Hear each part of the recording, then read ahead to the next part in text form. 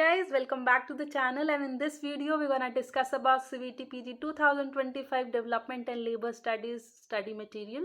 So let me introduce you by myself. My name is Sunidhi and I did my masters in sociology from Jawaharlal Nehru University, Delhi.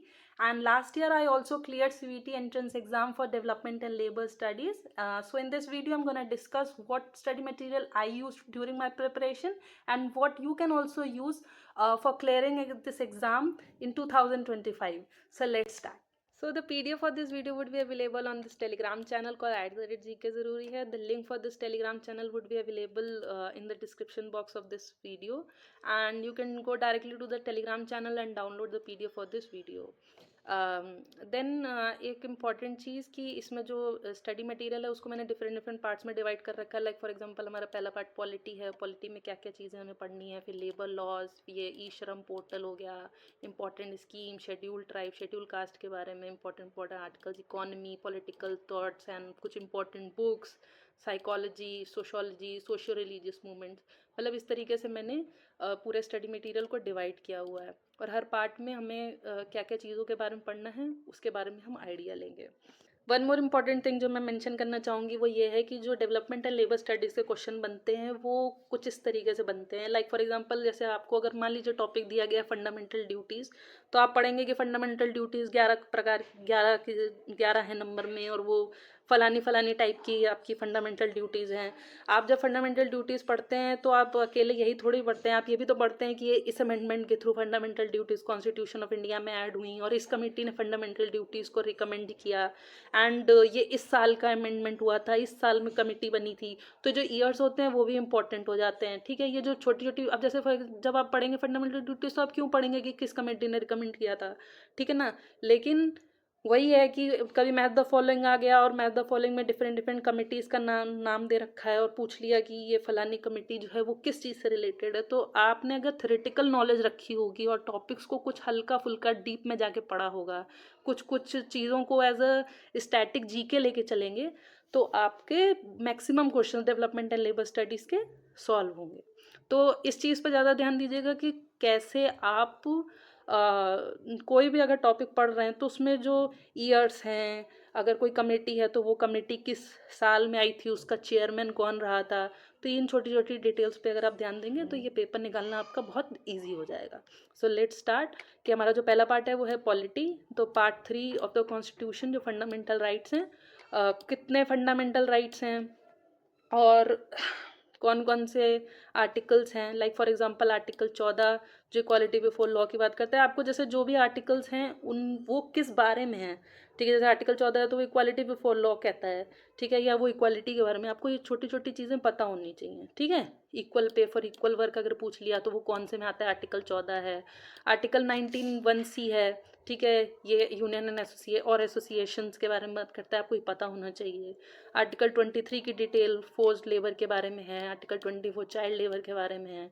फिर आ जाता है हमारा DPSPs, directive principles of state policy. ये important है because इसमें ज़्यादातर जितने भी लेबर से रिलेटेड या कहिए इंडस्ट्रियल रिलेशंस या लेबर स्टडीज़ से रिलेटेड जितने भी आर्टिकल्स होते हैं, इंपॉर्टेंट आर्टिकल्स वो इसमें कवर हो जाते हैं. ये पता होना चाहिए. ये माइन्यूट डिटेल्स हैं कि ये पार्ट 4 में आता है directive principles of state policy. ठीक है, आप सोचेंगे कि आप पार्ट 4 याद करके या ध्यान रख के क्या करेंगे, लेकिन एग्जाम में पूछ लेते हैं कि ये पार्ट 3 में क्या आता है, पार्ट 4 ऑफ द कॉन्स्टिट्यूशन क्या आता है. ये छोटी छोटी माइन्यूट डिटेल्स हैं जिन पे आपको ध्यान देना बहुत ज़रूरी है. ठीक है, फिर डायरेक्टिव प्रिंसिपल्स का आर्टिकल 39A. ठीक है, आर्टिकल 39D, 41, 42, 43, ये सब मैंने जितने भी आर्टिकल्स मैं जो हैं कंपाइल कर पाई, मैंने अपनी तरफ से इस वीडियो में और इस PDF में कंपाइल कर दिए हैं. बाकी आप अच्छे से समझना चाहें तो आप किसी भी गूगल पे इतने सारे सोर्सेज अवेलेबल हैं, आप इन आर्टिकल्स के बारे में वहाँ से डायरेक्ट जाके पढ़ सकते हैं. आप आर्टिकल 42 डालेंगे आपको वो गूगल अच्छी खासी डिटेल दे देगा. नेक्स्ट आता है हमारा शेड्यूल्स इन इंडिया. शेड्यूल्स में हमारे 12 शेड्यूल हैं, आपको ही पता होना चाहिए. ठीक है, और कौन सा शेड्यूल क्या किस बारे में बात करता है, इसके छोटे छोटे आप नोट्स बना सकते हैं. ठीक है, जिससे कि आपको याद रहे. Wait a second. तो जैसे आर्टिकल फर्स्ट शेड्यूल किस बारे में है, स्टेट्स एंड यूनियन टेरिटरीज़ के बारे में है, सेकंड शेड्यूल किस बारे में आता है, कुछ-कुछ जैसे शेड्यूल्स बहुत ही इंपॉर्टेंट है। फॉर एग्जांपल मैं आपको दिखाती हूँ, जो फिफ्थ और सिक्स्थ शेड्यूल है वो बहुत-बहुत इंपॉर्टेंट है, क्योंकि ये दोनों जो है वो शेड्यूल ट्राइब्स और शेड्यूल कास्ट से रिलेटेड हैं।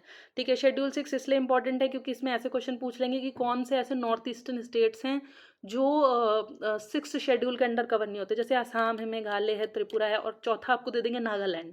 तो आपको बताना होगा कि कौन-सा नहीं है, और कौन हम ऐसे भी पूछ सकते हैं कि कौन-सा है, आइडेंटिफ़ाई करने का। तो ये छोटी-छोटी डिटेल्स होती हैं जो आपको पता होनी चाहिए, ठीक है? अब आपसे पूछ लेंगे कि पंचायत जो है वो कौन से शेड्यूल में आता है, तो आपको बताना होगा कि जो 11th है, ठीक है? उसमें आता है, और ये जो इसमें पंचायत के 29 मैटर्स आते हैं 11th शेड्यूल के अंडर, आपको ऐसे पता होना चाहिए। देखिए ये भी है 73rd अमेंडमेंट 1992 में, 1992 के थ्रू 7 शेड्यूल ऐड हुआ था। अब मैं बार-बार इस चीज़ के ऊपर इसलिए एम्फेसिस दे रही हूँ कि जितने भी मेरे टाइम में भी जो भी क्वेश्चंस आए, वो बहुत ही माइन्यूट डिटेल से आए कि उन्होंने ईयर पूछ लिए, ठीक है? मैंने एक्सपेक्ट नहीं किया और उन्होंने ईयर पूछ लिए, उन्होंने कमेटी के नाम पूछ लिए।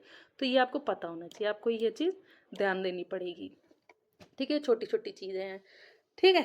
नेक्स्ट आता है हमारा, देखिए म्युनिसिपैलिटी के लिए 12th शेड्यूल है, ठीक है? इसमें 18 मैटर्स आते हैं। 74th amendment act 1992। अब 74th अमेंडमेंट एक्ट आपको ये भी पता होना चाहिए, 74th अमेंडमेंट एक्ट जो होता है म्युनिसिपैलिटीज़ के लिए होता है, और जो 73rd है वो हमारे पंचायती राज सिस्टम के लिए होता है, ठीक है? फिर आते हैं हमारा फंडामेंटल ड्यूटीज़, इसी का एग्जाम्पल दे रही थी मैं आपको शुरू में। जैसे ये स्वर्ण सिंह कमेटी ने 1976 में इसको इस फंडामेंटल ड्यूटीज़ को रिकमेंड किया। ये 42nd अमेंडमेंट एक्ट 1976 के थ्रू 10 फंडामेंटल ड्यूटीज़ ऐड हुई। 70, अब जैसे बोलेंगे 86th अमेंडमेंट एक्ट कौन से साल का है, ठीक है ना? तो आप बताएंगे 2002 का है, ठीक है? इसमें 11th फंडामेंटल ड्यूटीज़। अब बाकी ये पता होना चाहिए फंडामेंटल ड्यूटीज़ कौन से आर्टिकल के अंडर आती हैं। आर्टिकल 51A के अंडर 11 फंडामेंटल ड्यूटीज़ आती हैं। फिर ये है कि आपको रीड करना पड़ेगा कि कौन-कौन सी फंडामेंटल ड्यूटीज़ हैं, national flag and national anthem, फिर ये सब जो सोवेरेनिटी, यूनिटी, ये सब आपको ऐसे एक बार रीड आउट करना पड़ेगा, क्योंकि आपसे ऐसे पूछ लेंगे कि 4 स्टेटमेंट देंगे और उसमें कहेंगे इनमें से कौन सी फंडामेंटल ड्यूटी है या कौन सी फंडामेंटल ड्यूटीज़ नहीं है। और मल्टीपल चॉइस भी बन जाता है कि हो सकता है आपको 4 ऑप्शंस में से 3 सही हो, 2 सही हो, 1 सही हो, ऐसे भी क्वेश्चन बनते हैं, ठीक है? तो आपको ये पता होना चाहिए। लेकिन यहाँ लिख दिया गया है कि जो 11 शेड्यूल है वो 86 अमेंडमेंट 2002 के थ्रू आया, ठीक है? Sources of Indian constitution important है, क्योंकि last year sources of Indian constitution के ऊपर भी क्वेश्चन आया था, ठीक है? जैसे ऑस्ट्रेलिया से हमने कौन कौन सी चीज़ों को बोरोड फीचर कौन सा है इंडियन कॉन्स्टिट्यूशन का, ये पता होना चाहिए। मतलब हर कंट्री के बारे में, जैसे आयरलैंड है, कनाडा है, जापान है, यूएसएसआर है, यूके है, यूएस हो गया, ठीक है? जर्मनी, साउथ अफ्रीका, फ्रांस, इन सब से हमने क्या क्या फीचर्स ऑफ कॉन्स्टिट्यूशन को बोरो किया, हमें ये पता होना ज़रूरी है, ठीक है? फिर आता है हमारा सेकंड पार्ट जो कि है वो लेबर लॉज के ऊपर। तो मैंने जितने भी इम्पॉर्टेंट लेबर लॉज थे जिनके बारे में हमें पता होना चाहिए, ये सब क्लिकेबल लिंक्स हैं। सबसे पहले तो यहाँ पे आप जैसे ही क्लिक करेंगे, जैसे ही आप इस पर क्लिक करेंगे, ये आपको रीडायरेक्ट कर देगा एक पेज की तरफ जहाँ पे फैक्ट्रीज एक्ट 1948 को समझाया गया। तो आप इन्हें मतलब क्लिकेबल लिंक्स है, तो आप इस पर क्लिक करके डायरेक्ट वहाँ से जाके पढ़ सकते हैं फैक्टर्स एक्ट। छोटे छोटे आर्टिकल्स हैं, मैंने खुद देखा है, छोटे छोटे आर्टिकल्स हैं, बहुत छोटी छोटी डिटेल्स दे रखी हैं, important details in labour laws के बारे में, एक्ट्स के बारे में दे रखी हैं, आप वहाँ से जाके पढ़ सकते हैं। अच्छा, एक और कारण है यहाँ पे ईयर्स को ऐसे मेंशन करने का, ईयर्स आपको साथ लिखे जाते हैं, लेकिन और मैं इस पे एम्फेसिस देना चाहूँगी कि आपको पता होना चाहिए। जैसे मैं आपको सच बोल रही हूँ, पिछले साल ट्रेड यूनियन एक्ट पे 1926 का टोटल 2 से 3 क्वेश्चंस थे। एक मैच द फॉलोइंग में था 1926 वाला, उसमें मैच करना था कि ये फलाने फलाने एक्ट्स हैं और ये ईयर्स दे रखे हैं और हमें मैच करना है। उसमें भी ट्रेड यूनियन एक्ट था, ठीक है? और एक अलग से एमसीक्यू आया था जिसमें उन्होंने पूछा था ट्रेड यूनियन एक्ट कौन से ईयर में आया, ये बताइए, 1928, 1926। और मैंने खुद सोचा था कि 1928 होता है, क्योंकि मुझे याद नहीं हो रहा था। लेकिन मैंने दोनों क्वेश्चंस को जब कंपेयर किया तो मुझे ये समझ आया कि क्वेश्चन जो आंसर है वो 1926 है। तो वो भी पेपर वाले भी हिंट देने की आपको कोशिश करते हैं कि आप आइडेंटिफाई कर सकें कि कौन सा ऑप्शन करेक्ट है, ठीक है? तो ये ईयर्स बहुत ही ज़्यादा इंपॉर्टेंट है, क्योंकि 2 क्वेश्चंस में सोचिए ईयर्स आ गए। 1948 सॉरी ये ट्रेड यूनियन एक्ट 1926, इसी तरीके से सेक्सुअल हैरेसमेंट एक्ट, ये सब मैटरनिटी बेनिफिट एक्ट हो गया, industrial employment standing order, women's का वो वर्कर्स कमीशन एक्ट 1923। और आप जब इन पे क्लिक करेंगे तो आप रीडायरेक्ट हो जाएंगे इन पेजेस पे, जहाँ पे आप जाके इनके बारे में डिटेल में पढ़ सकते हैं, छोटी छोटी डिटेल से पढ़ सकते हैं। अच्छा हाँ, ई श्रम पोर्टल पोर्टल के बारे में पढ़ना बहुत ज़रूरी है, बिकॉज 2024 और 2023 22 का मुझे ध्यान नहीं, लेकिन दोनों ही एग्जाम्स में ई श्रम पोर्टल पे क्वेश्चन पूछा गया है। ठीक है, तो आप इसके बारे में डिटेल से पढ़ लीजिएगा, ये बहुत ही इंपॉर्टेंट है, इसको पढ़ लीजिएगा। ठीक है, सो हमारा जो पार्ट 4 है वो है इंपॉर्टेंट स्कीम्स। तो स्कीम्स के नाम हैं, उसमें छोटी छोटी उनकी डिटेल्स, और फिर उनके कौन से ईयर तो बहुत ही इंपॉर्टेंट है। ईयर तो आप बिल्कुल ध्यान रखिएगा कि कौन से ईयर में कौन सी स्कीम लॉन्च हुई है। ठीक है, मैं जानती हूँ पॉसिबल नहीं है सारी स्कीम्स को बहुत अच्छे से पढ़ना, लेकिन कोशिश करिएगा कि आप 1-2 बार रीड आउट कर लें सभी इन स्कीम्स को। ठीक है, तो जैसे एम्प्लॉय स्टेट इंश्योरेंस स्कीम या एम्प्लॉयज़ प्रोविडेंट फंड स्कीम, मैं कंफ्यूज हो रही हूँ, शायद इन दोनों में से कोई एक स्कीम पिछले साल मेरे एग्ज़ाम में भी आई थी, और उन्होंने मैच द फॉलोइंग में ईयर पूछ लिया था। तो अगर आपको पता होगा ईयर के बारे में, अंदाज़ा होगा, जैसे दोनों एक ही साल में दिखा रहा है, ठीक है, तो आप आसानी से क्वेश्चंस को कर सकते हैं। ठीक है, जैसे कुछ स्कीम बहुत इंपॉर्टेंट है, जो मनरेगा है, वो बहुत इंपॉर्टेंट है, कौन से साल में आई और ये कौन से एक्ट, ये सॉरी मनरेगा एक्ट है, ये कौन से मतलब कौन से साल में आया, या जानना बहुत ज़रूरी है। पिछले साल क्वेश्चन पूछ लिया गया था कि 100 दिन होते हैं कि 150 दिन होते हैं मनरेगा के, तो 100 दिन होते हैं, तो 150 वाला स्टेटमेंट गलत था। ठीक है, तो हमारा ये नेशनल पेंशन स्कीम, राष्ट्रीय स्वास्थ्य बीमा योजना, ये कौन से साल में आई, ये पता होना चाहिए। ठीक है, प्रधानमंत्री जन धन योजना, ये बहुत इंपॉर्टेंट है। 3 ऐसी स्कीम्स हैं जो कि मैंने बाद में भी मेंशन करी हैं, जो बहुत इंपॉर्टेंट है, उनके बारे में कुछ एक्स्ट्रा जानना ज़रूरी है, मतलब उनका थोड़ा डिटेल में पढ़ना ज़रूरी है।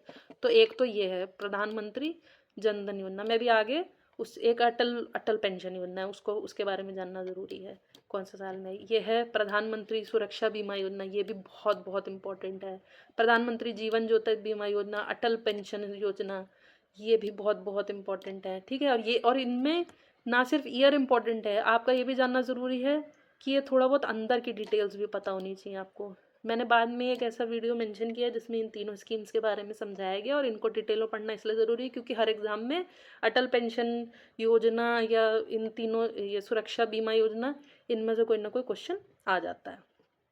व्यय वंदना योजना, ये इंपॉर्टेंट, ये सीनियर सिटीजन्स के लिए, तो ऐसे बोलेंगे कि कौन सी ऐसी स्कीम है जो सीनियर सिटीजन्स के लिए है, तो वो व्यय वंदना योजना है। मातृ वंदना योजना, ये मैटरनिटी या कहिए कि प्रेग्नेंट वीमेंस के लिए है। ठीक है, आयुष्मान भारत प्रधानमंत्री जन आरोग्य योजना कौन से ईयर में आई और मतलब किस से रिलेटेड है, हेल्थ से रिलेटेड है, तो ऐसे ही पूछ सकते हैं कि कौन सी हेल्थ से रिलेटेड है, कौन सी जो है वो इनकम से रिलेटेड स्कीम है, कौन सी एजुकेशन से रिलेटेड स्कीम है, कौन सी इंफ्रास्ट्रक्चर से रिलेटेड, जैसे अगर मान लीजिए आवास योजना है तो वो इंफ्रास्ट्रक्चर से रिलेटेड है या रोड से रिलेटेड है, तो सॉरी रोड कह रहे हैं, हाउसिंग से रिलेटेड है। तो ये सब ऐसे भी ऐसी कैटेगरी के भी क्वेश्चंस बनते हैं। ठीक है, श्रम योगी मनधन योजना, तो ये कुछ ऐसे योजनाएं दे रखी हैं। कुछ कुछ मैंने जो स्कीम्स हैं या एक्ट्स हैं उनको अलग अलग ऐसे मेंशन कर दिया, जैसे मनरेगा है, बहुत ही इंपॉर्टेंट है, इसमें डिटेल्स इसलिए मेंशन कर दी हैं, जैसे आपको पता होना चाहिए कि 100 दिन का होता है, और ये किन लोगों के लिए होता है, अनस्किल्ड मैनुअल वर्कर्स के लिए है, ये स्किल्ड मैनुअल वर्कर्स के लिए ये नहीं है। ठीक है, फिर ये कुछ की फीचर्स हैं, कौन ये कब लागू हुआ, ठीक है, कौन से एक्ट, ये एक्ट कब आया था और ये लागू कब हुआ, सेंट्रली स्पॉन्सर्ड है, कौन सी मिनिस्ट्री है जो मनरेगा को कंट्रोल करती है, मतलब मनरेगा किसके अंडर आता है, 100 दिन की ये बता दिया है। अच्छा, कौन सी है जो नीचे 18+ of registered rural household willing to do unskilled manual labour.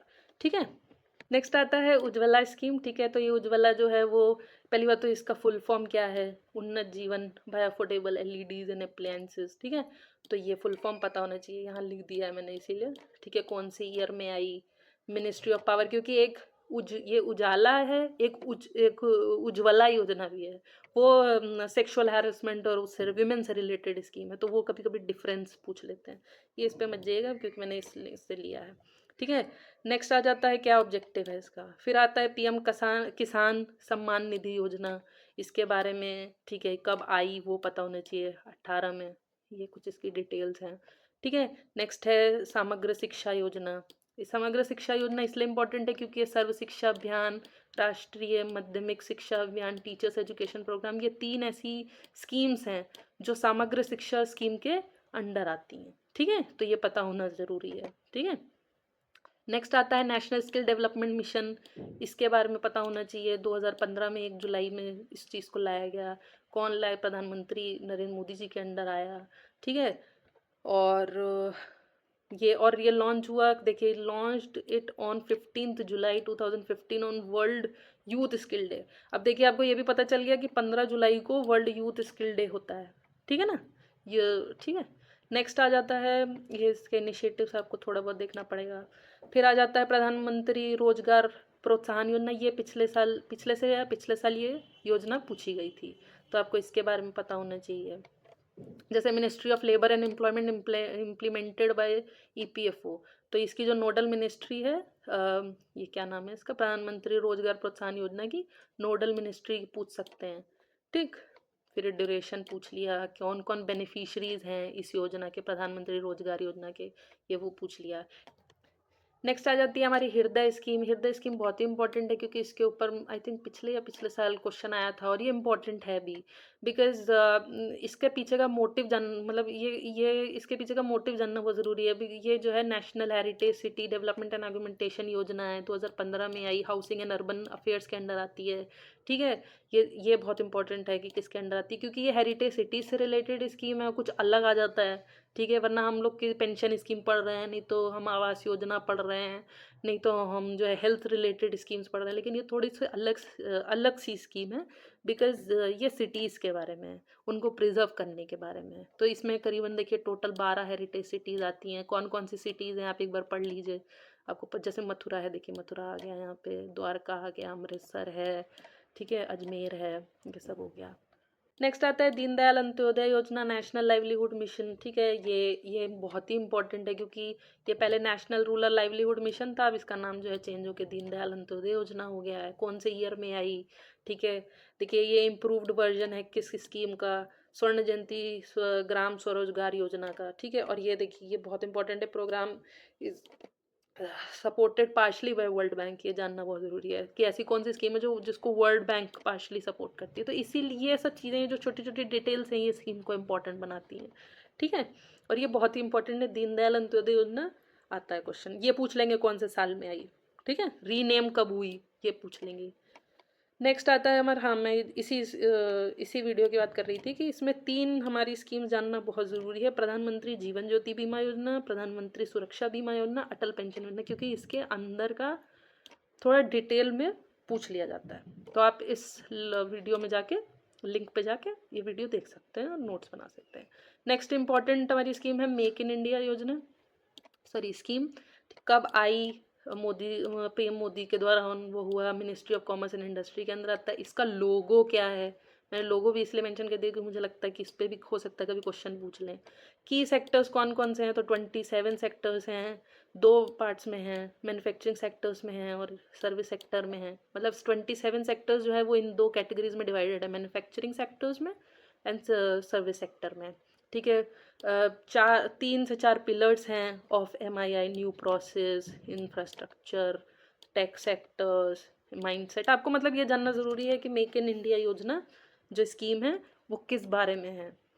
अभी इसको हाल ही में पिछले साल इसको 10 ईयर्स कंप्लीट हुए हैं मेक इन इंडिया को, ठीक है। देखिए ना यहाँ पे इसका जो साल दे रखा है वो 2014 दे रखा है। पिछले साल सितंबर में 25 सितंबर 2024 को इस मेक इन इंडिया को 10 साल कंप्लीट हो चुके हैं। तो आपसे ये भी पूछ सकते हैं कि ऐसी कौन सी वो है स्कीम है जिसको 10 साल कंप्लीट हो गया। इस साल तो ज़रूर ये क्वेश्चन आ सकता है क्योंकि अभी मार्च में होंगे, 2025 में ही क्वेश्चन पूछा जा सकता है कि 2024 में कौन सी स्कीम को 10 साल हो गया, ठीक है। और ये इंपॉर्टेंट स्कीम भी है।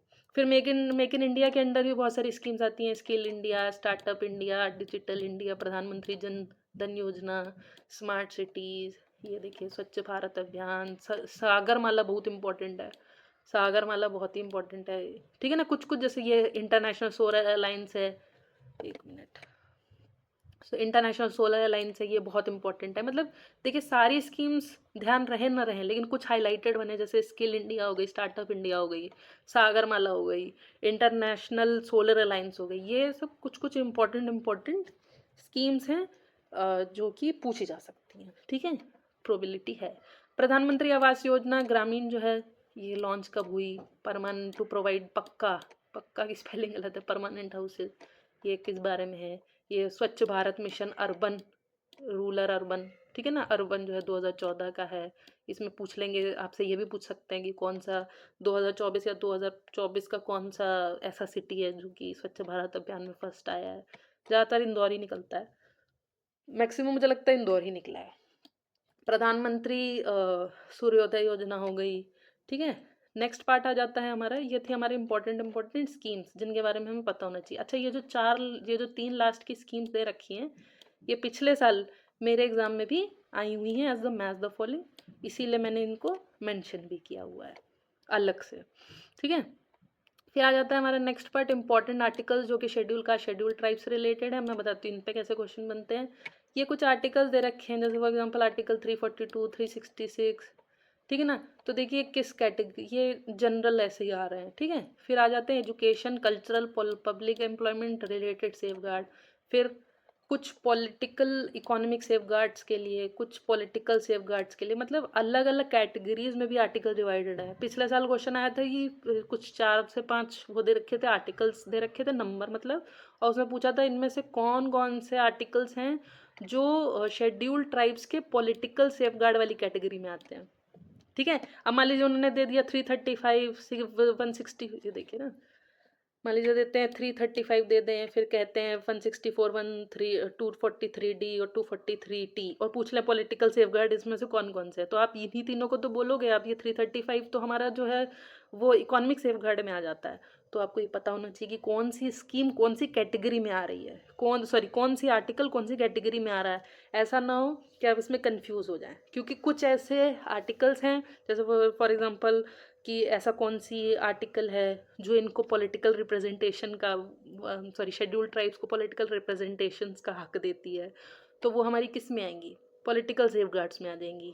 जैसे लोकसभा में सीट, पंचायत में सीट, म्यूनसिपैलिटी में सीट, ठीक है, राज्यसभा में सीट, तो ये सब कहाँ से आ रही है? सब अलग अलग कैटेगरीज में आती हैं। तो articles about schedule caste is very important, schedule tribes पहले तो डिस्कस करें, तो वो इंपॉर्टेंट है। कौन सी एजुकेशन के, एजुकेशनल या cultural, public employment related safeguard provide करने वाले आर्टिकल्स हैं कॉन्स्टिट्यूशन में, वो, ठीक है। तो इस तरीके से कैटेगरीज डिवाइडेड हैं, तो इसीलिए मैंने पहले constitutional provisions for schedule tribes and then constitutional provisions for, इसी तरीके से सेम तरीके से प्रोविजन फॉर शेड्यूल कास्ट। देखिए जैसे फॉर एग्जांपल ये आर्टिकल बहुत इंपॉर्टेंट है, आर्टिकल 338, क्योंकि देखिए national commission for schedule tribe, constitutional body in that sense that in the sense that it is directly established bye, तो देखिए national commission for schedule tribe जो है वो इस आर्टिकल के अंडर जो है वो होती है, अपॉइंट होती है या बनती है, आप कह दीजिए, ठीक है। तो आपसे ये पूछा जा सकता है, क्योंकि national commission for schedule tribe अलग है, नेशनल कमीशन फॉर क्या नाम है इसका, शेड्यूल कास्ट अलग है, तो उनके आर्टिकल्स भी अलग हैं, क्योंकि कुछ ये आर्टिकल के थ्रू ये नेशनल कमीशन बनती है, ऐसा ऐसा, मतलब इस तरीके से पूछा जा सकता है आपसे। फिर शेड्यूल कास्ट में भी सेम पैटर्न है, आपकी एजुकेशन के अलग हैं, ठीक है। ये तो फंडामेंटल राइट्स हैं। सबसे पहली कैटेगरी फंडामेंटल राइट्स है कि आर्टिकल 15(4) के through, article 16(4)(a), article 17 untouchability, 21 education के लिए, 24 जो हो गया वो बॉन्डेड लेबर, ये वो उसके लिए, चाइल्ड लेबर के लिए हो गया। तो ये सब क्या है, ये सब शेड्यूल ट्राइब्स में भी आएंगे, पर फंडामेंटल राइट्स की कैटेगरी में शेड्यूल कास्ट के लिए कौन कौन से इंपॉर्टेंट आर्टिकल हैं वो हो गए। फिर डायरेक्टिव प्रिंसिपल्स में शेड्यूल कास्ट के लिए कौन कौन से इंपॉर्टेंट आर्टिकल्स हैं, देखिए वो हो गए। अदर प्रोविजंस आ गए कुछ, ठीक है। म्यूनसिपैलिटी में देखिए सीट आ गई, mandate seat allotted in every municipality for schedule caste schedule tribes के लिए ये आर्टिकल है। हाउस ऑफ पीपल्स सीट, उसमें रिजर्वेशन के लिए ये आर्टिकल है, ठीक है ना। तो ये सब है, ऐसे इस तरीके से ये डिवाइडेड है articles. Like national commission for schedule cast article 338 के अंडर अपॉइंट करी जाती है, उसी तरीके शेड्यूल ट्राइब के लिए अलग है, ठीक है। फिर कुछ लॉज हैं जो कि SC STs के लिए से रिलेटेड हैं, जैसे इनमें क्या इंपॉर्टेंट है, इनमें क्या इंपॉर्टेंट है? ईयर इंपॉर्टेंट है। Schedule caste and schedule tribe prevention of atrocities act लिख देंगे और नीचे आप कुछ ऑप्शन दे देंगे फलाने फलाने ईयर, आपसे पूछ लेंगे कि कौन सा ईयर जो है उसमें ये एक्ट आया। तो ये, और ये तो आता है, ये बहुत बार आता है, ठीक है, सोशोलॉजी के पेपर में भी आता है क्वेश्चन। तो कॉन्स्टिट्यूशन प्रोविजंस, जैसे कि कॉन्स्टिट्यूशन प्रोविजंस तो आपको ऊपर भी अवेलेबल हैं शेड्यूल कास्ट और शेड्यूल ट्राइब्स में। यहाँ पे अलग से, यहाँ पे कुछ कुछ दे रखे हैं, ऊपर तो मैंने टेबल में ऑलरेडी मेंशन कर दिया। फिर national commission for SC STs, तो इसके अंडर 338 में SCs के लिए, 338A में शेड्यूल ट्राइब्स के लिए, ठीक है। फिर grant in aids to states, article 275 provide for grant in aids to states for promoting welfare of STs and SCs। फिर नेक्स्ट पार्ट आता है हमारा इंपॉर्टेंट, कुछ ऑर्गेनाइजेशंस हैं, एक्ट्स हैं और कमीशंस हैं जिनके बारे में हमें जानना ज़रूरी। कमीशंस वही हो गई national commission for schedule caste, schedule tribes, human rights, ये सब। तो international organisation, sorry important organisation में ILO है, ठीक है। ये एक वीडियो है इंटरनेशनल लेबर ऑर्गेनाइजेशन के उसमें, और ये इम्पॉर्टेंट इसलिए है बिकॉज इंटरनेशनल लेबर ऑर्गेनाइजेशन वो आई एग्जिस्टेंस में आई, इससे पहले कौन सी ऑर्गेनाइजेशन जो थी वो एग्जिस्टेंस में थी, ये सब जानना बहुत ज़रूरी है बिकॉज उसमें पूछ लेते हैं, ठीक है। मतलब कोई ना कोई MCQ में पूछ लेते हैं, पिछले साल भी आया हुआ है। फिर ये आर्टिकल है, आर्टिकल पढ़ने से भी आपको हेल्प मिल जाएगी, ठीक है। नेक्स्ट है हमारा नीति आयोग। नीति आयोग का फुल फॉर्म जानना बहुत ज़रूरी है। फुल फॉर्म में ही पूछ लेंगे, 4 स्टेटमेंट्स देते हैं फुल फॉर्म की, और उसमें से चूज़ करना होता है कौन सी करेक्ट जो है फुल फॉर्म है, कौन से ईयर में आई, किसको रिप्लेस किया, प्राइम मिनिस्टर चेयरपर्सन है, vice chairperson president, prime minister appoint करता है, न्यू दिल्ली हेडक्वार्टर है, ठीक है। ये सब हो गया। ये इंपॉर्टेंट है, इंडिया की SDG sustainable development goal index जो है वो कौन निकालता है? नीति आयोग निकालता है। तो देखिए ये डिटेल बहुत इंपॉर्टेंट है, ठीक। फिर आता है tribal cooperative marketing development federation of India कब आई, और ये ministry of tribal affairs government of India में आती है। इसका वो क्या है, मतलब इसका एम क्या है? वंदन योजना इसके अंडर आती है, ठीक है। Promotion of tribal handicraft through tribes India network, तो ये इस तरीके से इंपॉर्टेंट बनती है, ठीक है। ईयर इंपॉर्टेंट है, ये भी मैच द फॉलोइंग के फॉर्म में इनके नाम और इनके ईयर ऐसे पूछे जा चुके हैं। You can go and check that also. RBI कब आया, कौन से दिन आया, ठीक है। कौन से एक्ट के अंदर जो है ये RBI कॉन्स्टिट्यूशन को वो एग्जिस्टेंस में लाया गया, कहाँ है हेडक्वार्टर, ये इंपॉर्टेंट है। पहले गवर्नर कौन थे, पहले इंडियन गवर्नर कौन थे, और अभी करंट में कौन है। I am not sure about it, ठीक है, बट इस पे ध्यान न दीजिए, आप पढ़ लीजिएगा करंट अफेयर में कि कौन से करंट गवर्नर हैं RBI के, बिकॉज मुझे अभी याद नहीं है, ठीक है। फिर हमारा GST आ जाता है। GST कौन से एक्ट के अंदर आया, ठीक है। GST काउंसिल जो है, goods and services tax council, कौन से एक्ट के अंदर बना? 2016 का आया है। ये article 279A of Indian constitution notified under this article of the Indian constitution, ये पता होना चाहिए कौन सा आर्टिकल है, इंपॉर्टेंट फॉर GST, ठीक है। फाइनेंस मिनिस्टर, ये तो दे रखा है, कोई बात नहीं। हाँ, फिर वही है इनका एम या की फीचर क्या है, वन नेशन वन टैक्स, ठीक है। लाना इनका मन है, मतलब है, मन है, सॉरी मन नहीं, सॉरी एम है। फिर आता है NSSO के बारे में जानना ज़रूरी है, नेशनल स्टैटिस्टिकल ऑफिस जो कि अब बन गया है, ये इंपॉर्टेंट है, ठीक है, क्योंकि NSO का ईयर पूछ लेते हैं आपसे, ठीक है। नेक्स्ट आता है national commission on ST ST OBC, ये वीडियोज़ के लिंक है, ये एक आर्टिकल का लिंक है, ये एक आर्टिकल है NSSO के ऊपर। फिर ये दूसरा एक ये वीडियो है, ठीक है। फिर ह्यूमन राइट्स कमीशन के ऊपर वीडियो है। ये ध्यान रखिएगा कि ह्यूमन राइट्स कमीशन के under national commission on ST ST OBC, ये सारे जो है वो ह्यूमन राइट्स कमीशन के अंडर आते हैं। फिर ये कुछ child protection acts in India है, ये आर्टिकल है, इसमें जितने भी इम्पोर्टेंट चाइल्ड प्रोटेक्शन एक्ट्स हैं वो और उनके ईयर्स पे बहुत ध्यान दीजिएगा। मैं अभी फिर से बोल रही हूँ, ये कमीशन कब आई ना, ह्यूमन राइट्स कमीशन कौन से ईयर में आई, कौन से एक्ट के अंडर आई, इन सब के ईयर्स बहुत इंपॉर्टेंट हैं, आप याद कर लीजिएगा। नेक्स्ट बात आता है हमारा इकोनॉमी का जो इम्पोर्टेंट है वो ये है कि GDP GNP NEP, सबसे पहले तो इन चारों के बीच का मतलब पता होना चाहिए। कोई छोटी सी वीडियो है 5-6 मिनट की, इसमें आपको इनका बीच का डिफरेंस पता होना चाहिए।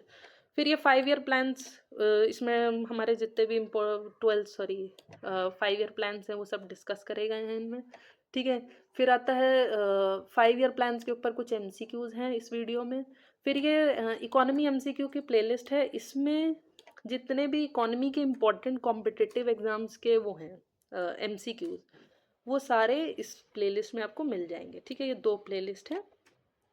फिर इंडेक्सेस पढ़ना बहुत ज़रूरी है कि वर्ल्ड हैप्पीनेस इंडेक्स क्या है, ह्यूमन डेवलपमेंट इंडेक्स क्या है 2024 का, या उसमें कुछ पुराने सालों का भी कभी कभी पूछ लेते हैं कि इंडिया की कौन सी रैंक थी 2023 में, 2024 में, ऐसे इस तरीके से रैंक्स पूछ लेते हैं, ठीक है। और आपको पता होना चाहिए क्योंकि इन इन सब चीज़ों से ये भी पता चल जाता है कि ये इंडेक्स कौन सी ऑर्गेनाइजेशंस रिलीज़ करती हैं, आपको ये भी पता चल जाएगा वीडियो देख के। फिर ये ह्यूमन डेवलपमेंट इंडेक्स थोड़ा पढ़ना ज़रूरी है बिकॉज इसमें 3 पैरामीटर्स हैं, उसके बेसिस पे ये रिपोर्ट निकाली जाती है, ठीक है। कब आई, सबसे पहले रिलीज़ हुई, यूएनडीपी जो है वो इसको रिलीज़ करता है, उसका ह्यूमन डेवलपमेंट रिपोर्ट ऑफिस मतलब जो है वो इस रिपोर्ट को बनाता है, वो है यूएनडीपी का, ठीक है।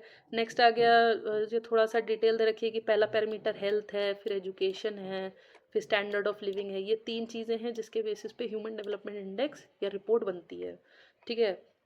फिर एक है multi dimensional property poverty index का। तो यहाँ पे इसमें हेल्थ एजुकेशन सेम ही है, ठीक है, एंड स्टैंडर्ड ऑफ लिविंग। तो ये आप कंपोनेंट्स ऑफ एमपीआई इंडिकेटर्स क्या क्या हैं इसके, ये थोड़ा सा आप, मैंने एक्स्ट्रा नॉलेज के लिए इसको मेंशन कर दिया, आप पढ़ना चाहें तो आप इसको पढ़ सकते हैं। नेक्स्ट आता है टाइप्स ऑफ टैक्सेस पढ़ना ज़रूरी है कि इनडायरेक्ट टैक्स कौन सा है, डायरेक्ट टैक्स कौन सा है, जीएसटी जो है वो डायरेक्ट है कि इनडायरेक्ट है, ऐसे पूछ लेंगे फॉर एग्जांपल आपसे, तो इनडायरेक्ट है। मतलब ये मैंने एक ऐसे फ़ोटो एज एन एग्जांपल, ये एक एग्जांपल के फॉर्म में मैंने फ़ोटो ऐड कर दी है। बाकी ये जो है शिक्षा ऑनलाइन करके एक आर्टिकल है, इसमें डिफरेंट डिफरेंट टैक्सेस जो इंडिया में लगते हैं उनके बारे में वो है, इन्फॉर्मेशन है, तो ये आप पढ़ लीजिएगा। क्योंकि इसके ऊपर एमसीक्यू आता है कि ये फल मतलब आपसे पूछ लेंगे मैच द फॉलोइंग में एक्सरसाइज ड्यूटी है और प्रॉपर्टी टैक्स है, जीएसटी है एंड ऑल दैट, तो पूछ लेंगे, और ये किस टाइप का टैक्स है वो भी आपसे ऐसे पूछ लेते हैं। फिर टाइप्स ऑफ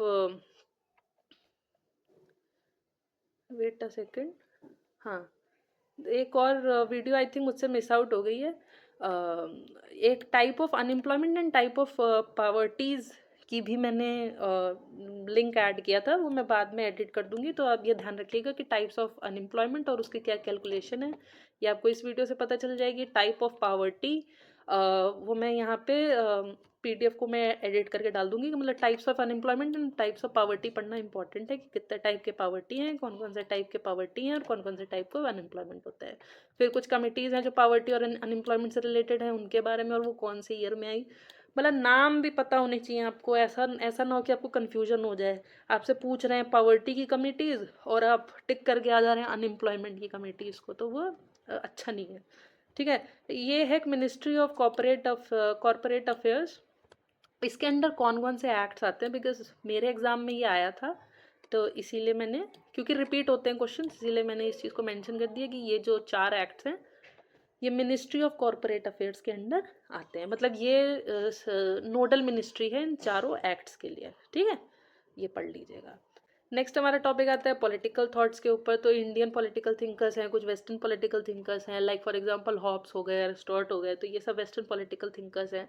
तो इनके बारे में छोटी छोटी डिटेल्स और इन्होंने कौन कौन सी बुक्स जो हैं वो लिखी हैं, ठीक है, उनके बारे में हमें पता होना चाहिए, तो वो आपको इन वीडियो से डिटेल में पता चल जाएगा, ठीक है। आपको उनकी बुक्स बुक्स और उन्होंने अगर इंपॉर्टेंट कोई कॉन्सेप्ट्स दिए हैं तो उनके बारे में जानना ज़रूरी है। सोशलिज्म का मतलब लिबरलिज्म और classical liberalism, modern liberalism, conservatism और नियो लिबरलिज्म इंपॉर्टेंट है क्योंकि नियो लिबरलिज्म के ऊपर क्वेश्चन आ जाता है, ठीक है। तो ये सब मीनिंग्स हैं, ठीक है, इन सब के मीनिंग जानने ज़रूरी हैं और आप इन वीडियोस के थ्रू जान सकते हैं। नेक्स्ट आ जाता है, इम्पॉर्टेंट है ये, बुक्स बाय फेमस इकोनॉमिस्ट, क्योंकि या आप इकोनॉमिस्ट भी कह सकते हैं, थिंकर्स भी कह सकते हैं, कुछ सोशोलॉजिस्ट भी कह सकते हैं, क्योंकि हमारे कार्ल मार्क्स जी भी इकोनॉमिस्ट हैं और हमारे सोशोलॉजिकल थिंकर्स में भी आते हैं, तो वो भी इस लिस्ट में मौजूद हैं। तो ये कुछ इंपॉर्टेंट बुक्स है, लाइक एडम स्मिथ की ये कुछ 4 इंपॉर्टेंट बुक्स हैं, ये हैं।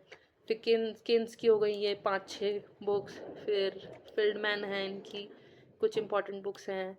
लाइक फॉर एग्जांपल अगर आप देखेंगे wealth of nation and invisible hand बहुत ही इंपॉर्टेंट है, क्योंकि ये रिपीटेडली आता रहता है, हर पेपर में आता है, ठीक है। सोशोलॉजी हो चाहे डेवलपमेंट एंड लेबर स्टडीज़ का पेपर हो, ये wealth of Nations and invisible hand पूछ लेते हैं, ठीक है। फिर कीन्स की बुक हो गई। कीन्स की ये वाली बुक जो है वो general theory of employment and trust and money, ये बहुत ही इंपॉर्टेंट है, ये आ जाती है। फिर आता है हमारा ये हमारे कार्ल मार्क्स जी आ गए, डास कैपिटल हो गया, थ्योरीज ऑफ सरप्लस वैल्यू हो गया, veg labour and capital, poverty of philosophy, ये सब कार्ल मार्क्स की बुक्स हैं, ठीक है। और हाँ, एक चीज़ मैं इसमें मेंशन करना भूल गई कि ये बुक्स कौन से ईयर में आई। तो आई वुड रिक्वेस्ट कि अगर आपसे हो सके तो आप इनके ईयर्स भी निकाल लीजिएगा, कुछ कुछ इंपॉर्टेंट, जैसे इनके ये दो का तो ज़रूर निकाल लीजिएगा, wealth of nation and invisible hand का, ठीक है, इसका निकाल लीजिएगा। एंड कार्ल मार्क्स का तो मैंने नीचे मेंशन कर दिया है, तो कोई दिक्कत नहीं है। फिर ये एल्फ्रेड मार्शल की 3 बुक्स हैं इनके बारे में, क्योंकि एल्फ्रेड मार्शल के बुक्स के बारे में पिछले साल एग्ज़ाम में पूछा गया था। फिर ये कुछ सिगमंड फ्रॉइड की बुक्स हैं, बिकॉज सिगमंड फ्रॉइड जो हैं उनकी स्टेजेस ऑफ डेवलपमेंट के ऊपर क्वेश्चन आता है, जो कि मैं आगे अभी डिस्कस करूँगी साइकोलॉजी वाले पार्ट में, ठीक है।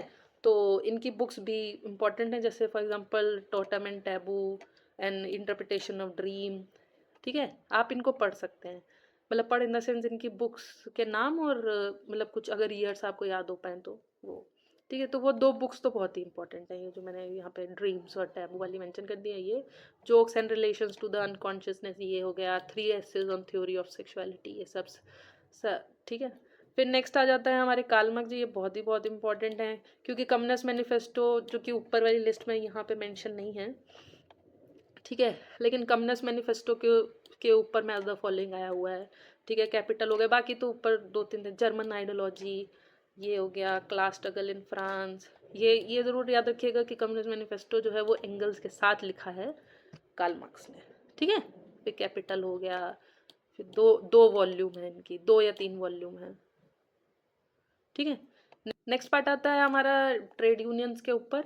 तो यहाँ पे कुछ इंपॉर्टेंट ट्रेड यूनियंस मेंशन्ड हैं, ठीक है, और इसमें जो सबसे जो ज़्यादा इंपॉर्टेंट है वो ये है कि इनके ट्रेड यूनियंस के नाम और उनके ईयर्स याद करना बहुत इंपॉर्टेंट है, ठीक है। जैसे ये एक इंपॉर्टेंट ट्रेड यूनियन है, क्रोनोलॉजिकल ऑर्डर में भी पूछ सकते हैं कि पहली ट्रेड यूनियन, मतलब इनमें से कुछ दे देंगे नाम, फिर कहेंगे कि इसमें से कौन सी पहले आई कौन सी दूसरी, तो हो सकता है कि कुछ इनमें से, मतलब एग्जाम में ऐसा है कि इनमें से 2-3 नाम आ जाएं, या दो दो दो, हाँ हो सकता है सारे ही नाम आ जाएं, और आपको कोई ऐसी ट्रेड यूनियन का नाम वहाँ पे ऑप्शन में दे रखा हो जिसके बारे में नहीं पता, लेकिन फिर भी आप अंदाज़ा लगा के क्रोनोलॉजिकल ऑर्डर में इन सबको अरेंज कर सकते हैं, या आप ईयर्स के बारे में बता सकते हैं कि ये all India trade union Congress से फॉर एग्जांपल पूछ लिया कौन सी ईयर में, एक हेडक्वार्टर कहाँ है, ये वो, तो ये ऐसे इस तरीके से कुछ दे रखी हैं।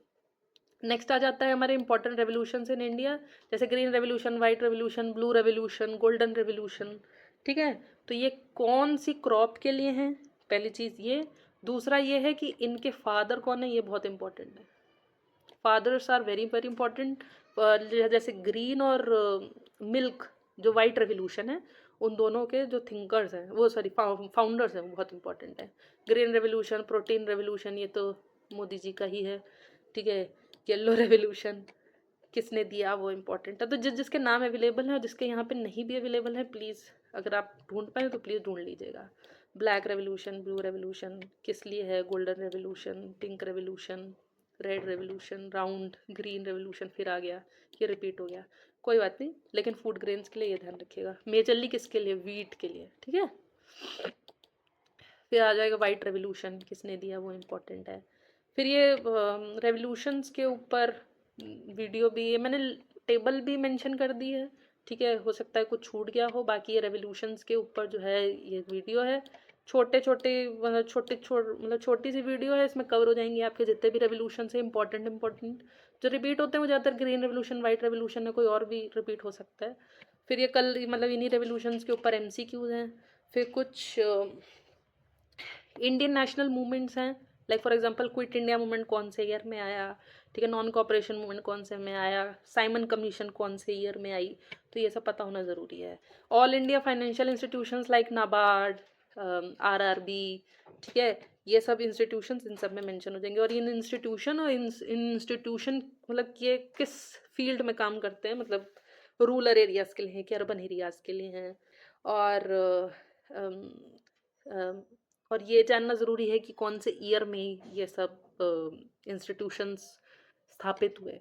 तो ये सब ऑल इंडिया फाइनेंशियल इंस्टीट्यूशंस बहुत इंपॉर्टेंट है, लेट मी मेंशन इट, बहुत इंपॉर्टेंट है क्योंकि इसमें ईयर नाबार्ड कौन से ईयर का है आपको पता होना चाहिए, मतलब एग्जाम्पल है। ठीक है, पार्ट 12 में हमने महारत्न और नवरत्न कंपनीज इन इंडिया को मेंशन किया है, क्योंकि इसमें यह जानना जरूरी है कि कौन कौन सी नवरत्न कंपनीज है, कौन कौन सी महारत्न कंपनीज हैं, और इनके नंबर्स भी इंपॉर्टेंट, लाइक महारत्न जो है वो 10 है, नवरत्न 14 है, मिनी रत्न 74 है। तो 74 तो नहीं, लेकिन 10 और 14 जो रत्नाज हैं इनके बारे में पढ़ना ज़रूरी है। लाइक फॉर एग्जांपल जो HAL है, या आप कहिए कि भारत हैवी इलेक्ट्रॉनिक लिमिटेड हो गया, भारत इलेक्ट्रॉनिक हैवी है, ये इलेक्ट्रॉनिक लिमिटेड हो गया, हिंदुस्तान देखिए HAL आ गया यहाँ पे, HAL ये हमारे लखनऊ में HAL है, इसीलिए याद रहता है। ठीक है, तो ये सब क्या है, किस टाइप की रत्नाज हैं, सॉरी, तो ये आपको कैटेगरी पता होना चाहिए। ठीक है, नेक्स्ट आता है हमारा साइकोलॉजी का पार्ट। साइकोलॉजी में मैंने सबसे पहले जो मेंशन करे हैं वो है फ्रूइड, सिगमंड फ्रूइड, उनका साइकोसेक्सुअल स्टेजेस ऑफ डेवलपमेंट।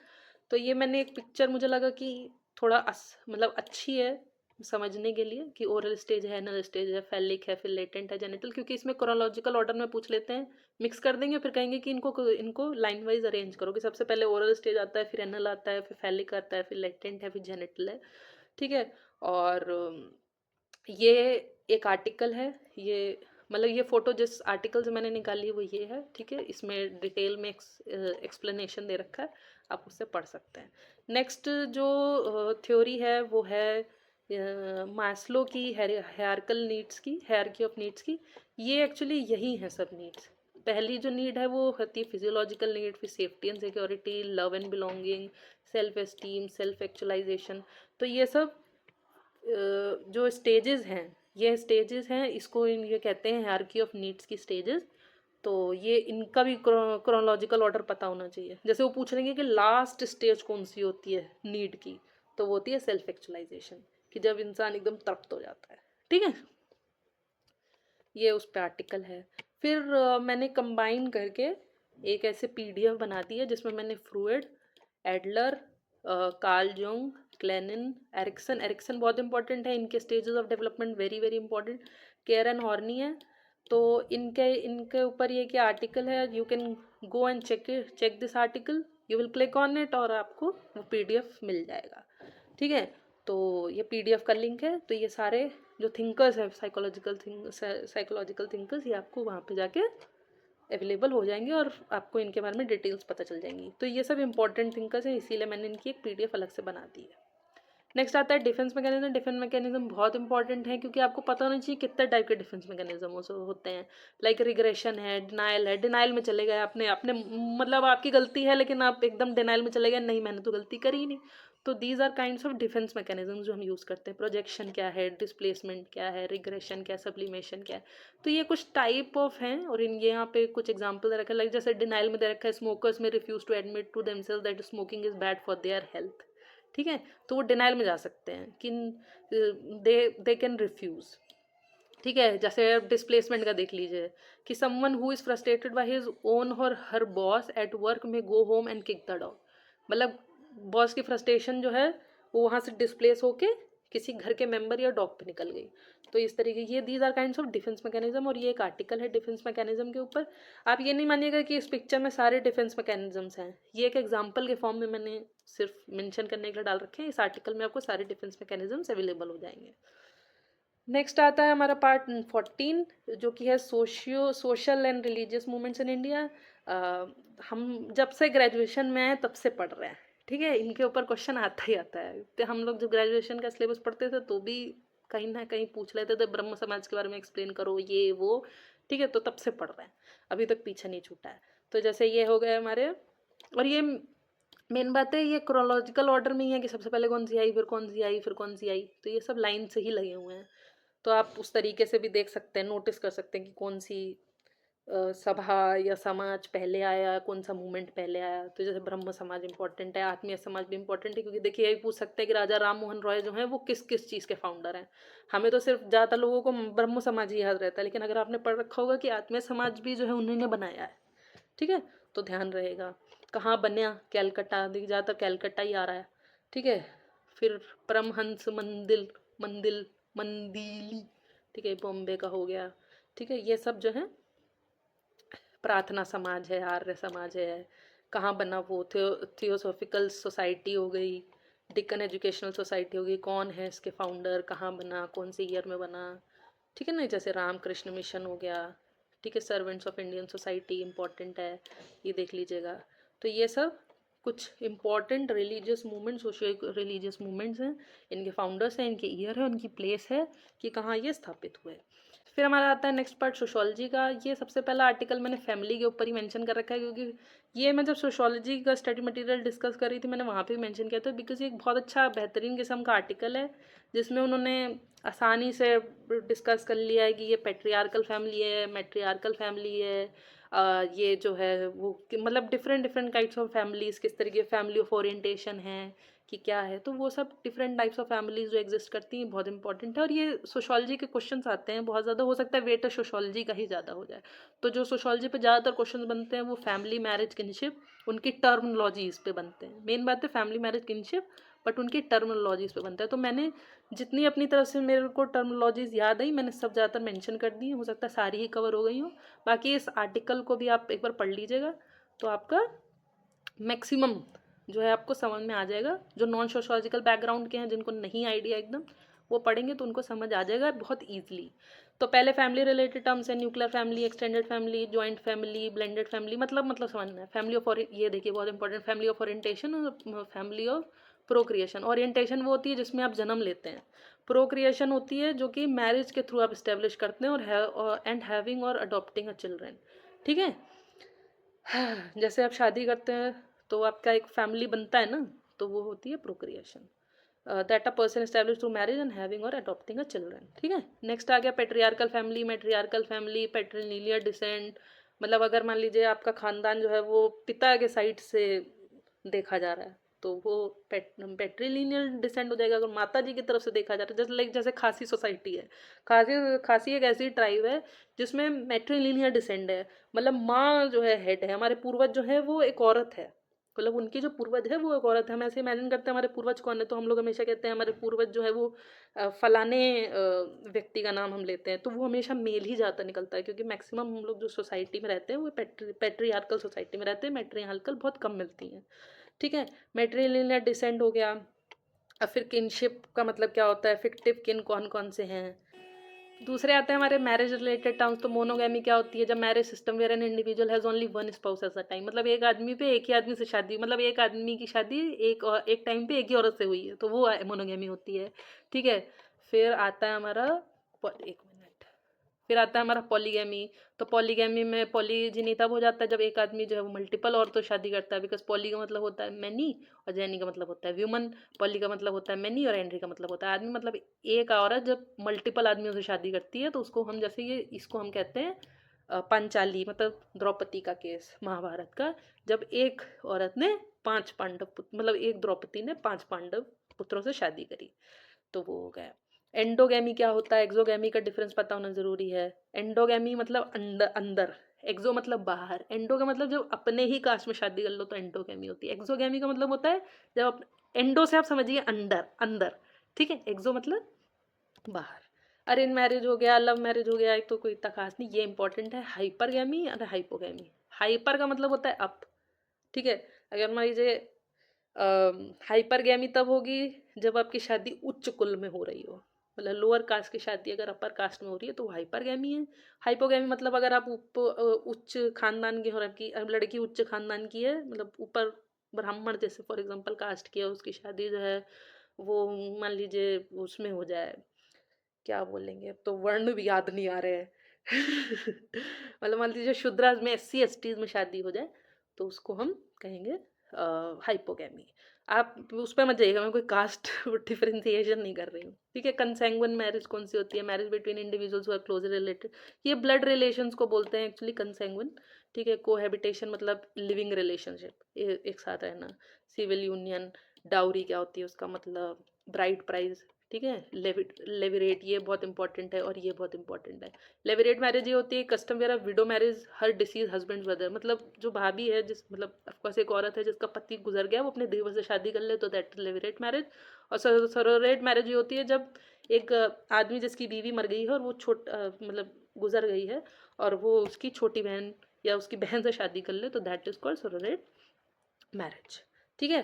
फिर फैमिली एंड मैरिज पैटर्न्स में पेट्री लोकल क्या हो गया, जब बहू मतलब शादी करके लड़की जो है वो लड़के के घर में रहने लग जाए, हस्बैंड फैमिली में रहे तो, या आप कहिए कि कब मैरिड कपल जो है वो हस्बैंड की फैमिली में रहे तो that is patrilocal. Matrilocal में मदर में रहेगा। नियो लोकल मतलब विवाहित जोड़ा जो है वो नए घर में रह रहा है जाके अपने इंडिपेंडेंट रह रहा है, वो हो गया। एव्यूनकू लोकल में ये होता है कि अगर आप मामा के घर में रह रहे हैं, ठीक है, मैटरनल अंकल, मतलब मैरिड कपल लिव विद और near the husband maternal uncle, because local residence जो है वो मामा के लिए होता है। सीरियल मोनोगेमी क्या होती है, मतलब मतलब मान लीजिए एक व्यक्ति की शादी किसी एक मतलब एक आदमी की शादी किसी एक औरत से हुई, या औरत मान लीजिए अनफॉर्चुनेटली गुजर गई, फिर आगे जाके दूसरी शादी करता है तो दिस इज सीरियल मोनोगेमी।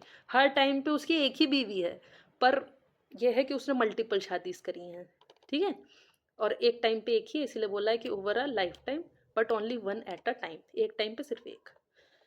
फिर कुछ कैरेक्टरिस्टिक्स होते हैं कास्ट के जो समझना ज़रूरी है, कभी कभी कंफ्यूजन हो जाता है, जैसे कास्ट जो है वो एस्क्राइब्ड स्टेटस देती है। एस्क्राइब्ड का मतलब ये होता है कि जो जन्म से मिलता है status, that is called ascribed. इसीलिए कहते हैं हेरिडिटरी मेंबरशिप। एंडोगेमी मतलब वही है, अपनी कास्ट में शादी होती है तो दैट इज कास्ट सिस्टम की खासियत है कि अपनी कास्ट में शादी, इंटर कास्ट, इसीलिए देखिए inter caste marriage that is prohibited. ठीक है। नेक्स्ट आ गया हायरार्की, मतलब कौन सुपीरियर है कौन वो है, जैसे ब्राह्मण, जैसे वही हो गया ना वर्ण सिस्टम, ब्राह्मण हो गया, क्षत्रिय हो गए, फिर वैश्यस हो गया, शूद्रास हो गया, ये सब हो गया। ठीक है। ऑक्यूपेशन के बेसिस पे होते हैं, मतलब ब्राह्मण प्रीस्ट होते हैं, वॉरियर्स जो है, क्षत्रिय हो गया, ट्रेडर्स, वैश्यस हो गया, लेबर्स जो हो गया, शूद्रास हो गया। प्योरिटी एंड पोल्यूशन वही, हायर कास्ट प्योर है, निचली कास्ट इम्प्योर है। सोशल रिस्ट्रिक्शंस वही कि जो लोअर कास्ट है वो, भाई पुरानी वाली चीज़ें कास्ट सिस्टम में कि लोअर रैंक आदमी जो है वो हाई रैंक वाले आदमी से के साथ खाना नहीं खा सकता, बैठ नहीं सकता, टच नहीं कर सकता, अनटचेबिलिटी, इसीलिए आर्टिकल लागू हुआ। सेगमेंटल डिवीजन ऑफ सोसाइटी, जाति एंड वरना, ठीक है। इनफ्लेक्सिबिलिटी, ऑफ कोर्स मोबिलिटी एकदम नहीं है, क्योंकि इंटर कास्ट शादी नहीं होने दे रहे, शादियाँ ही नहीं होने दे रहे एक दूसरे की कास्ट में, तो मोबिलिटी है ही नहीं कहीं पे।